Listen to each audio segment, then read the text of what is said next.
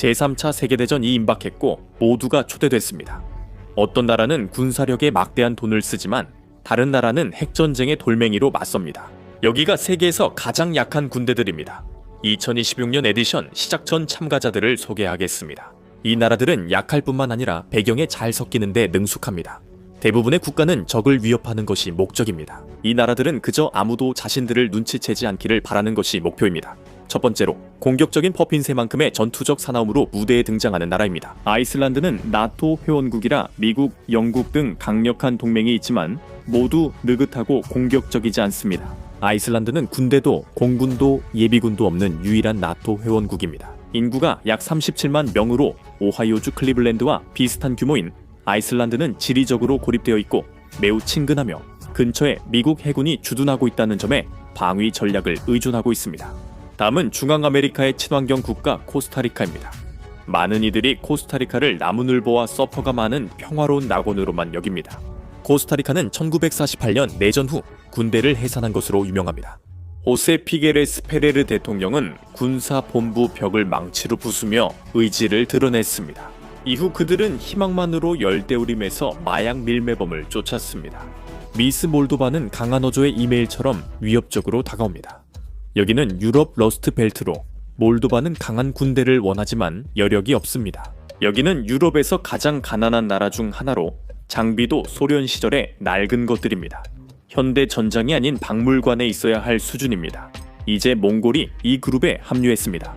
과거 칭기즈 칸알의 몽골은 유라시아를 공포에 몰아넣으며 중국부터 동유럽까지 정복했습니다. 하지만 오늘날은 상황이 완전히 다릅니다.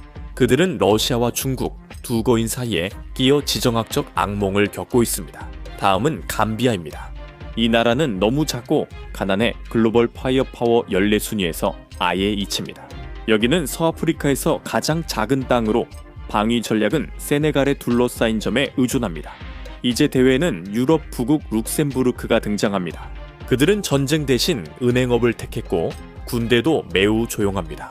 돈 세느라 행진할 시간조차 없기 때문이죠. 카리브해에서는 엔티가 바부다가 참가하며 해변 순찰대이자 와일드카드, 특별 게스트 역할을 합니다. 아이티는 매우 약하고 붕괴 직전입니다. 아이티 경찰은 무장력이 약해 10대 갱단에도 밀립니다. 전국이 거의 무정부 상태이고 90%가 갱단에 장악됐습니다. 그럼 우리가 뭘 기다립니까? 이 나라들을 서로 맞붙여서 누가 최악인지 알아봅시다. 먼저 수영복 라운드입니다. 심사위원들은 해군력을 중시합니다. 구멍난 순찰정은 큰 위협이지만 해군력 강화에는 많은 비용이 듭니다. 선체, 엔진, 연료, 수영 가능한 선원이 필요해요. 이번 라운드는 내륙 국가가 확실히 불리합니다. 룩셈부르크와 몰도바는 해군 전력이라고 할 만한 게 전혀 없습니다. 논리적으로 생각해보면 당연하죠. 룩셈부르크의 함대는 사실상 이론적인 개념에 불과합니다. 강은 있지만 오가는 건 백조들 뿐입니다. 실제 해군 전력은 없습니다. 몰도바는 아마 가장 안타까운 경우일 겁니다. 몰도바는 유럽에서 물자를 이동시키는 데 중요한 거대한 수로인 다뉴브 강에 접근할 수 있지만 그들의 해군이라고 해봐야 강을 따라 내려가는 관광 보트가 전부입니다. 한편 몽골도 경쟁하려고 애쓰고 있습니다. 하지만 솔직히 말해서 그들은 존재하지도 않는 해안을 지키고 있는 셈이죠. 그들의 해군에 대한 야망은 완전히 상상 속 이야기입니다. 기준이 0이라면 실제로 시도했지만 실패한 나라들은 어떨까요? 감비아는 초라한 순찰정 몇 척으로 해군에 참여합니다. 이 배들은 평소 해안 순찰정이지만 주말엔 낚시선으로도 쓰입니다. 만약 구축함이 수도 반줄 앞바다에 나타난다면요. 해군 전략은 사실상 모래 언덕 뒤에 숨는 것입니다. 함대가 파도나 어로의 한 방에도 전멸할 위험이 있어 해상 전투는 좋은 선택이 아닐 것입니다. 그래서 2017년 정치적 위기 동안 세네갈이 봉쇄를 위협했을 때 이 나라는 순식간에 마비되었습니다. 왜냐하면 그걸 뚫을 방법이 없었기 때문이죠. 이론상 해군이 있지만 실질적 존재감은 없어요. IT가 등장하는데 해안선 덕에 이번엔 쉽게 이길 것 같죠? 아닐까요? 항구는 갱단이 장악했고 IT에 몇 안 되는 배들도 대부분 고장나거나 탈취됐습니다. IT는 회계상으로만 존재하는 유령 해군 함정을 보유하고 있지만 실제로는 완전히 사라졌습니다. 이제 교전 규칙을 잘 모르는 트라이하드 참가자들에 대해 얘기하겠습니다. 아이슬란드는 미사일을 장착한 해양 순찰함 4척을 보유하고 있습니다. 마셜 제도는 밀렵군을 견제할 순찰정이 있습니다. 그러나 미사일 장착 선박을 띄울 수 있다면 너무 강한 겁니다. 이번 라운드에서 유능한 참가자 중 NT가 바부다가 가장 먼저 탈락합니다. 작은 나라지만 이들은 미국이 제공한 보트로 마약 밀수범을 잡는 전문 해안 경비대를 보유하고 있습니다. 돈틀리스급 커터는 크기에 비해 꽤 좋은 함정입니다. 이 실패자 대회에서는 전문적이면 탈락합니다. 이들은 일을 잘해 제약 목록에 들 수 없습니다. 아이슬란드도 마찬가지입니다. 그래요, 군대는 없지만 해안 경비대는 전설적이에요. 1970년대 아이슬란드는 대구 전쟁에서 어업권을 두고 영국과 싸웠습니다. 영국은 왕립 해군을, 아이슬란드는 해안 경비대를 투입했고 결국 아이슬란드가 승리했습니다. 그들은 특수그물 절단기를 사용해서 영국의 그물을 망가뜨렸고 실제로 영국 군함을 들이받기도 했습니다. 만약 당신이 왕립 해군과 맞서 싸워서 이길 수 있다면 이 대회는 너무 강한 겁니다. 아이슬란드 몰래 너무 강해 탈락입니다. 다음 단계 진출국은 룩셈부르크, 몰도바, 감비아, 코스타리카, 몽골, 아이티입니다. 구독 버튼을 꼭 눌러주세요. 이 군대들은 전쟁에서 이길 수 없지만 여러분의 도움이 필요합니다.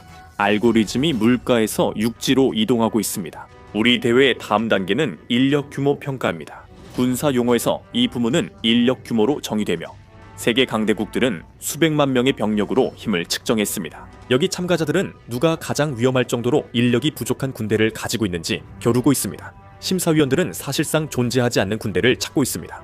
첫 번째로 코스타리카입니다. 이 나라는 현역 군인이 단 한 명도 없이 무대에 올랐습니다. 이것은 실수가 아니라 1948년에 의도적으로 군대를 폐지한 것입니다. 이들은 전쟁 대신 국내 문제에 대응하도록 훈련된 경찰로 구성된 공공치안부대에 의존하며 국가 방위 전략은 외교에 전적으로 의존합니다. 실제로 침공이 발생할 경우 이들이 선택할 수 있는 유일한 방법은 미주기구와 같은 국제기구에 호소하는 것입니다. 이 전략은 장비보다 희망에 의존합니다. 경찰 1만 4,000명이 있지만 대전차 무기나 전투기 조종 훈련을 받은 이는 없습니다. 탱크가 국경을 넘어오면 주차 딱지만 끊을 수 있을 뿐입니다. 이제 그들은 군사 예산을 학교에 투입하고 있으며 GDP의 7% 이상을 교육에 사용하고 있습니다. 이는 세계 평균과 비교해도 매우 큰 수치입니다. 그리고 감비아도 있습니다. 인구 2,600만 명의 나라에 단 2,500명의 병력만을 보유하고 있는데 이 비율은 심각하게 낮은 수준입니다. 그들의 군대는 영토 방어보다 내부 안정을 위한 의전용으로 설계되었습니다. 군대가 너무 분산되어 침략군이 저항 없이 방어선을 쉽게 우회할 수 있습니다. 그들의 군대는 2개 보병 대대뿐입니다. 만약 두 전선에서 싸우면 병력이 정말 부족해질 것입니다. 룩셈부르크는 약 900,000명의 현역 병력을 보유한 또 다른 문제도 있습니다. 이 병사들은 다른 나라와 달리 잘 훈련되고 현대 장비를 사용하지만 목적은 상징적입니다. 이들은 사실상 나토 회원국 자격을 유지하기 위해 존재하며 실제의 생존은 프랑스나 독일 같은 이웃 국가에 외주를 주는 셈입니다. 이들의 군대는 미국 중형 도시 경찰보다 적으며 유럽연합 함대에는 수송기 한 대만 기여하고 있습니다. 기여는 가능하지만 룩셈부르크는 혼자 싸우면 45분밖에 못 버팁니다. 몰도바와 몽골은 숫자에만 의존합니다. 몰도바는 약 6,000명의 병력을 보유하지만 1980년대 소련 장비만 사용하며 현대식 전차는 없습니다. 방어적 군대입니다. 명목상 존재할 뿐 실제로 항공 수송 능력이 없어 6,000명 병력은 현대 드론에 완전히 무방비입니다. 한편 몽골은 35,000명의 병력을 자랑하지만 이는 많아 보일 수 있으나 러시아 연방과 중화인민공화국 사이에 끼어있는 지리적 한계에 갇혀 있습니다. 그들의 군사력은 의미 없습니다. 1970년대 기술에 의존해 현대전에서 24시간도 못 버틸 겁니다. 그들의 병력은 퍼레이드에선 인상적이나 전쟁에선 비극적입니다.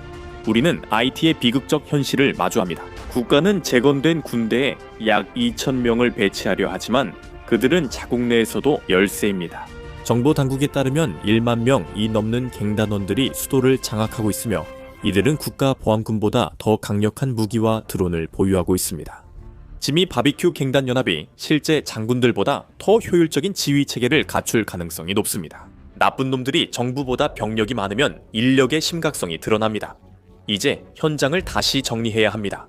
코스타리카는 실격입니다. 그들이 군대가 없는 건 실패가 아니라 성공적인 경제 선택입니다. 돈을 아끼고 평화롭게 살아 사실상 승리한 셈이죠. 룩셈부르크도 제외입니다. 나토 보험 덕분에 매우 안전하죠. 룩셈부르크를 건드리면 미국, 영국, 프랑스가 개입합니다. 이는 약점이 아니라 똑똑한 네트워킹입니다. 이제 진정한 결승 진출국만 남았습니다. 몽골, 감비아, 몰도바, 그리고 IT입니다. 인력을 평가했으니 이제 이 군대들이 군사 세계에서 유지되거나 유지되지 못하게 하는 재정적 현실에 주목해보겠습니다. 이브닝 드레스 경연은 국방 예산으로 대체됩니다. 이 순간은 심사위원들이 위장복과 퍼레이드를 넘어 실제로 한 나라가 비용을 감당할 수 있는지 확인하는 시간입니다. 이 장면은 진지한 참가국들과 국가안보를 최소 비용으로 유지하는 나라들을 구별하는 미인대회 일부입니다. 상황을 이해하기 쉽게 말하자면 최신형 F-35 전투기 한 대의 가격은 8천만에서 1억 달러 사이입니다. 그건 비행기 값만 해당되고 조종사나 연료는 제외입니다. 그래서 참가국들이 전투기 한 대라도 살 형편이 되는지가 문제입니다. 몰도바 예산은 약 1억 2천만 달러입니다. 지금 이 숫자를 보면 많은 돈이라고 생각할 수도 있습니다. 물론 대부분의 사람들에게는 그렇죠. 하지만 국가 방위 세계에서는 이건 거의 아무것도 아닙니다. 이 예산은 몰도바 GDP의 약 0.5%로 유럽 최저 수준입니다. 이 돈의 대부분은 새로운 총기나 드론에 쓰이는 것이 아니라 오래된 장비를 유지하는 데 쓰이고 있습니다. 몰도바는 40년 넘은 소련 시절 수송 차량과 장갑차를 유지하려 애쓰고 있습니다. 몽골 예산은 약 1억 4,700만 달러로 이웃 중국의 2,400억 달러 이상과 비교됩니다. 이것은 푼돈이지만 문제는 물류입니다. 몽골은 인구는 적고 국토는 넓으며 기후도 매우 극심합니다.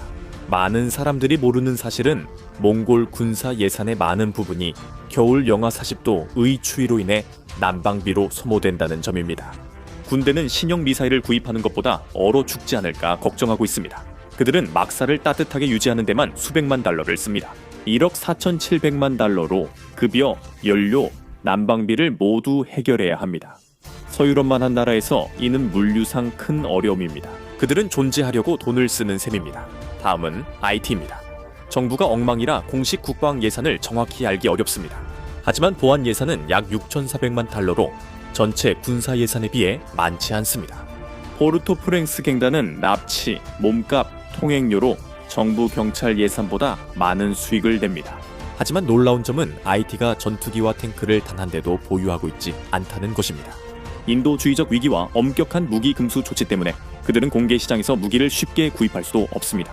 예산은 블랙홀처럼 부패, 인플레이션, 무너진 행정 혼란에 잠식되고 있습니다. 돈은 서류상 존재하며 경찰은 종종 자기 돈으로 탄약을 삽니다. 감비아는 약 2천만 달러 예산으로 조용히 들어옵니다. 이해하기 어렵지만 그 금액은 현대 전투기 가격의 4분의 1에 불과합니다.